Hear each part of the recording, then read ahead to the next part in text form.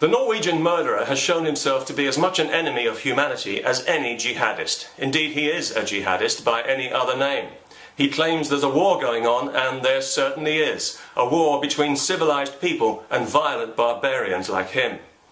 It sickens me to think that this kind of thing can still happen, when it must be obvious to even the most stupid among us that violence will never prevail because it will never win the hearts and minds of the people, the ones who are always left to pick up the pieces. How obvious does that have to be? You'd have to be a moron not to see it, or a fanatic.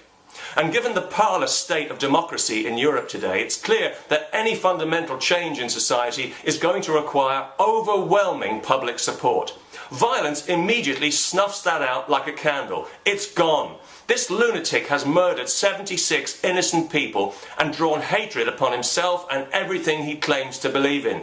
He's hated in Norway. He's hated everywhere, as much as the suicide bombers in London and New York were hated and still are, and as much as any fanatical zealot who thinks that they have a right to play God.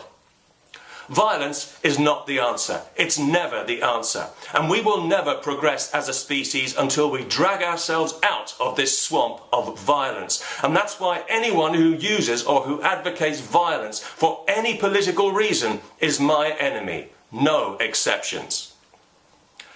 I couldn't help noticing, however, in the aftermath of this atrocity, a rather unhealthy eagerness in some quarters to apportion blame by association, as if all critics of Islam are somehow complicit in this man's insanity. Well, that's very unfortunate, but given that the rules have now clearly been changed in this regard, I'll be very interested to see how many hate-preaching imams are blamed for the next Islamic atrocity. No one who criticises Islam or multiculturalism is in any way responsible for this lunatic's actions, and the criticisms are all still entirely valid. Islam is still a totalitarian ideology that actively threatens our freedom. Political correctness is still, yes, cultural Marxism, and multiculturalism is still a lie. And all over Europe, de facto blasphemy laws are still being used to prosecute people who criticise Islam and only Islam. These horrific murders have not changed any of that.